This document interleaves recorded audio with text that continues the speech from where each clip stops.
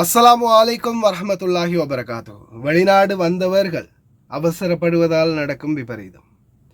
வீடியோக்குள்ளே போகிறதுக்கு முன்னாடி அன்பார்ந்த சகோதரர்களே, தமிழில் பேசக்கூடாது, இவன் எதுக்கு தமிழில் பேசுகிறான் அப்படின்னு சொன்ன அந்த அமீர் கான் சரியா இன்னைக்கு ரியல் முஸ்லீம் அமீர் கான் அப்படின்னு அந்த லைவில் இவனை தூக்கி வச்சுக்கிட்டு இருக்கிறாங்களே, இவன் எப்படியப்பட்டவன் அப்படின்றத நான் இப்போ வீடியோன்னு போட்டேன். அது சிங்களத்தில் இருக்கிறதால நிறைய பேர் வந்து அதை பெருசாக கணக்கெடுத்திருக்க மாட்டீங்க அப்படின்னு நினைக்கிறேன். ஆனால் இவன் உண்மையான சுயரூபம், இந்த அமீர் கான் என்றவன் எப்படிப்பட்ட ஒரு கேவலமான கேடுகட்ட ஒருத்தன் அப்படின்றதுக்கான சிறப்பான ஆதாரம் ஒன்று இப்போ நான் இப்போ வீடியோ ஒன்று வெளியிட்டிருக்கிறேன். அதில் நீங்கள் நல்லா பாருங்கள். நான் சொல்கிறேன், மூஞ்ச பாருங்க எப்படி ஆகுது நான் சொன்னதுக்கு. உன்னை நான் வீட்டை விட்டு வெளியே எடுக்கிறதுன்னு உனக்கு எவ்வளவு வேணும்? අන්තිම තීරණය කියන්නකෝ. දැන් ඔයාව එහෙන් ගන්න කියන්නේ பேசுடா ලංකාවේ ரியல் முஸ்லிம் பேசுடா. කෙනෙකුට තමයි කොම්බල කල්ල ලස්සන ඩ්‍රයිවර් කෙනෙකුට තමයි ඔයාව බාර දෙන්නේ ඔයා ගන්න. ගොඩක් තරුණයි. ඉතින් යාට ඔයාගේ ලස්සන ෆොටෝ එකක් දෙන්න ඕන. ඒකට තමයි කැමති වෙන්නේ. ඔයාගේ ලස්සන ෆොටෝ එකක් තියෙනවා. நல்ல அழகான போட்டோ ஒன்று வேணுமா? දැන් මෙහෙමයි. අර ඩ්‍රයිවර්ලා යවන්න වෙන්නේ ඒගොල්ලන්ට අර වාසිය විතරයි බලන්නේ. වැදියා බලන්නේ නැහැ. ඉතින් ඒගොල්ලන් එන්නේ එතකොට තමයි ඔය ගන්න. මේ ඉතින් ඒගොල්ලන් බලාපොරොත්තු වෙන තියනවා කියන එකට பேசுடா. ஏய் பேசு. எங்கடா வாயை காணோம்? ඒක කියනවනේ සාමාන්‍ය ඇඟ පේන්නේ මොනවද? அதான் அவனுங்களே கேட்குறானுங்க, சார் எதுக்குடா இது என்ன இப்படி ஃபோட்டோ வேணுமா அவருக்கு? இப்படி ஃபோட்டோ வேணுமா இல்லை இப்படி ஃபோட்டோ வேணுமா? எதுக்குடா? இல்லை, ஒரு பெண்ணு வீட்டில், ஒரு பொம்பளை வீட்டில் கஷ்டப்பட்டுக்கிட்டு இருக்கிறாங்க, அப்படி ஒரு அந்த பெண்ணை காப்பாற்றணும் அப்படின்ற சமூக சேவகன் தான் இவன். இந்த சமூக சேவகன் பொம்பளைய வீட்டில் இருந்து வெளியே எடுக்கிறதுக்கு என்ன கேட்குறான்? உடனே நான் வெளியே எடுக்கிறேன், நல்ல யாராவது ஒரு டிரைவரை பார்த்து தான் அனுப்பணும், நல்ல வடிவான டிரைவர் ஒன்று தான் அனுப்புவேன், அவனுக்கு உடனே பிடிக்கணும், அவன் மேலே அவனுக்கு ஆசை வரணும், இல்லை அவன் ஏதாவது எதிர்பார்ப்பான், அவனுக்கு நீ அதெல்லாம் பூர்த்தி செய்யணும், இல்லை ஒரு 7-8 பேரோடு நீ ஒரு நாள் தங்க வேண்டி வரும், நீ அதுக்கு ஏற்றா போல் ரெடியாக இருக்கியா? உன்னுடைய முடிவு என்ன? உடம்பை கொஞ்சம் இப்படி காட்டி கொஞ்சம் அரைக்குறையாக காட்டி உடம்பு விளங்குற மாதிரி எனக்கு ஃபோட்டோ அனுப்பு. நீயாடா சமூக சேவகன்? ஒரு வாய்ஸ், ஒரு வீடியோ கால், ஒரு ஃபோட்டோ, இத்தனை வருஷமாக இந்த சோஷியல் மீடியாவில் இருக்க 35,000 பேருக்கு மேலே பேசியிருக்குது. 35,000 பேருக்கு மேலே பர்சனலாக இன்றைக்கு வரைக்கும் பேசியிருக்குது சர்ஃபான் BA வ்ளாக்கோட. அதில் 175% பெண்கள் தான் கேட்டிருப்பாங்க, பிரச்சனைகள் சம்மந்தமாக வந்திருப்பாங்க. ஒருத்தர் கொண்டு வரட்டும் ஃபோட்டோ, ஒருத்தர் கொண்டு வரட்டும் வீடியோ, ஒருத்தர் கொண்டு வரட்டும் வாய்ஸ். இந்த மாதிரி தவறான இன்னைக்கு இந்த செகண்டே நாண்டுக்கிட்டு சாகுறேன்டா. இந்த மாதிரி ஒரு வீடியோ ஒரு ஃபோட்டோ ஆதாரம் இருக்கா? என்ன ஆதாரம் இருக்குது? நாங்கள் இப்போ இறக்குறது தான்டா அவனுடைய ஒரிஜினல் ஆதாரம். சொந்த பொண்டாட்டியை விட்டுட்டு, கல்யாணம் முடித்த பொண்டாட்டி விட்டுட்டு சவுதியில் வந்து எங்கேயோ கிடந்த ஒன்றை புறக்கி வச்சுக்கிட்டு இப்போ ஓரளவு உலக்கையும் காட்டுறாங்க 2 பேரும் சேர்ந்து. சொந்த பொஞ்சாதிக்கே நீ துரோகம் செஞ்சு வந்தாடா, நீ எல்லாம் பேச வந்துட்ட. ஓகே மக்களே, சாரி ஃபார் த டிஸ்டர்பன்ஸ். இதை கொஞ்சம் கிளியர் பண்ணணும் அப்படின்றதால உங்களுடைய பொன்னான நேரத்தை எடுத்துட்டேன். I am really sorry. இப்போ உங்களுக்கு ரீசெண்டாக இந்த செய்தி வந்து ஃபுல்லாகவே நிறைய பேருக்கு தெரிஞ்சிருக்கும். கேரள மாநிலத்தை சேர்ந்த ஒரு சகோதரி, ஏமனில் பறிபோக போகும் உயிர் அப்படின்னு பலராலும் பேசப்பட்டு வந்த சகோதரி. நான் இவ்வளவு நாளாக இதை வந்து இன்னும் சரியான ஒரு டீட்டெயில்ஸ் கிடைக்காததால் இதை பற்றி நான் பேசுகிற அளவுக்கு எனக்கு சரியான ஒரு டீட்டெயில்ஸ் கேதர் பண்ணிக்கொள்ள முடியாமல் போச்சு. அதனால தான் நானும் பொறுமையாக இருந்தேன். கடைசியில் இந்த ஏமன் நாட்டு செவிலியருக்கு நடந்த பிரச்சனை என்ன அப்படின்றத பற்றி ஒரு வீடியோ ஒன்று வெளியாகிச்சு.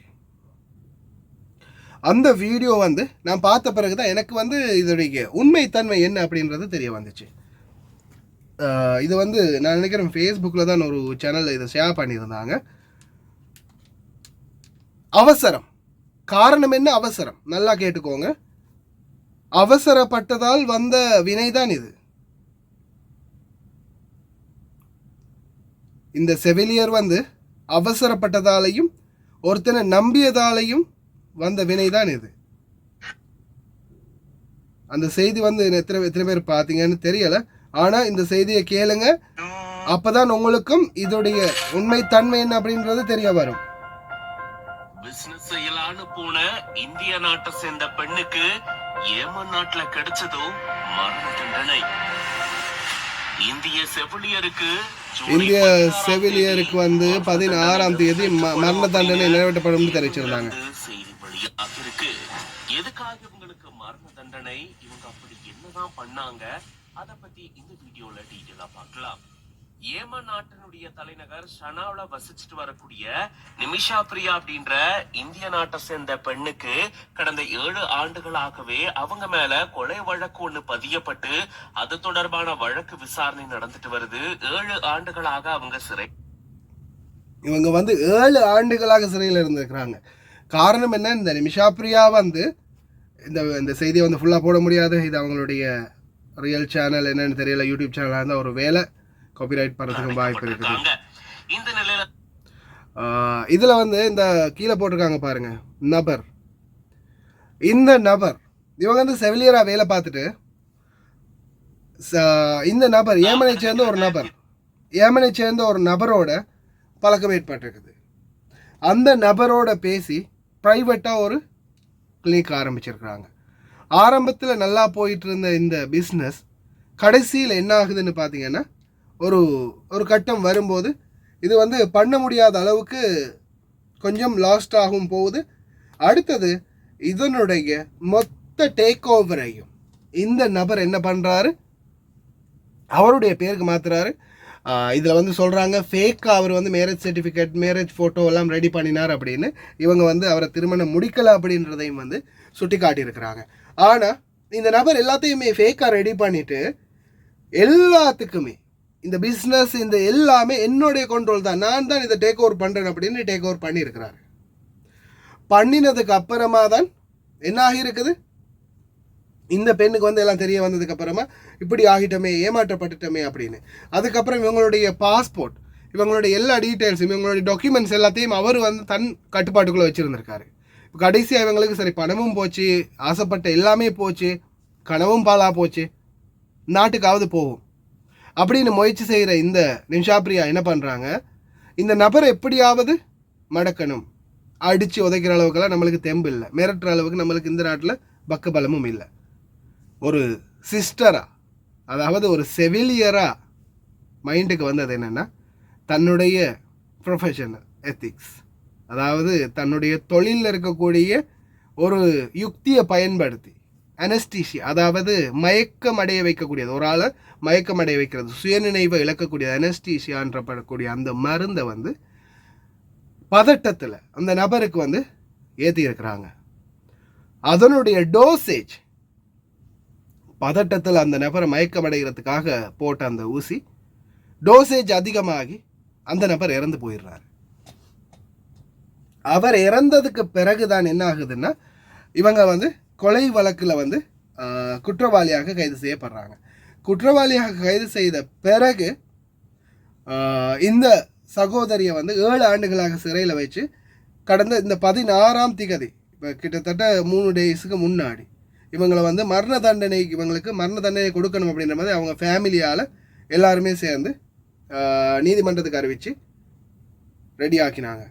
கடைசியில் இப்போதைய சூழலில் இவருடைய மரண தண்டனையை நிறுத்தி வைப்பதற்காக ஏமன் நாட்டினுடன் பேச்சுவார்த்தை நடத்தி வருவதாக அபூபக்கர் முஃப்தி, அதாவது இந்தியாவை சேர்ந்த மூத்த இஸ்லாமிய மத தலைவர் அபூபக்கர் முஃப்தி மூலம் பேச்சுவார்த்தை நடத்தியதில் முன்னேற்றம் ஒன்று கிடைச்சிருக்குது. அந்த முன்னேற்றத்தின் விளைவாக ஏமனில் கேரள செவிலியர் நிமிஷா பிரியாவின் தூக்கு தண்டனையை தற்காலிகமாக ஒத்திவைக்க பெரிய அளவில் உதவி இருக்கிறார் இஸ்லாமிய மத குருவான முஃப்தி அபூபக்கர். இந்திய அரசால் முடியாததை இவர் செய்து காட்டியது எப்படி? 94 வயதாகும் ஷேக் அபூபக்கர் கேரள மாநிலத்தில் உள்ள கோழிக்கோட்டை சேர்ந்தவர். இஸ்லாத்தின் சட்ட ரீதியான கருத்துக்களை வெளியிட தகுதியானவராக அறியப்படும் இவர் முக்கியமான மத போதகராகவும் திகழ்கிறார். அகில இந்திய சுன்னி ஜமியத்துல் உலமாவின் பொதுச் செயலாளராக உள்ள அபூபக்கருக்கு கடந்த 2019 மத ரீதியாக வழங்கப்படும் மிக உயரிய பட்டமான இந்தியாவின் கிராண்ட் முஃப்தி பட்டம் வழங்கப்பட்டுள்ளது. நிமிஷா பிரியாவின் தண்டனையை நிறுத்த அவரை காப்பாற்றுவதற்காக செயல்படும் குழு ஒன்று அபூபக்கர் அபுபக்கரிடம் முறையிட்டுள்ளது. இந்த நிலையில் அபுபக்கர் தனது நீண்டகால நண்பரும் ஏமன் இஸ்லாமிய அறிஞருமான ஷேக் ஹபீப் உமர் பின் ஹாஃபிஸ் மூலம் பேச்சுவார்த்தை நடத்தி தண்டனையை நிறுத்தி வைத்துள்ளதாக தகவல் வெளியாகியுள்ளது. ஏமன் மதகுருவும் பாதிக்கப்பட்ட குடும்பமும் சுன்னி பிரிவை சேர்ந்தவர்கள் என்பதால் இந்த பேச்சுவார்த்தை சுமூக முடிவை எட்டியதாக கூறப்படுகிறது. ஏமன் சட்டப்படி கொலையாளிக்கு மரண தண்டனை விதிக்கப்பட்டாலும் பாதிக்கப்பட்ட குடும்பத்தினருக்கு மன்னிப்பு வழங்க உரிமை உண்டு என்பதால் குடும்பத்தினரிடம் பேச்சுவார்த்தை நடத்தி தற்காலிகமாக தண்டனையை நிறுத்தி வைத்துள்ளதாக ஏஎன்ஐ செய்தி முகமையிடம் அபுபக்கர் கூறியுள்ளார். இருப்பினும் நிமிஷா பிரியாவின் தண்டனையை முற்றிலுமாக நிறுத்துவதற்கு தொடர்ந்து முயற்சிகள் மேற்கொள்ளப்பட்டு வருகின்றன. இப்போதைக்கு நிமிஷா பிரியாவின் தகவல் இதுதான். பல முயற்சிகள் நடக்குது.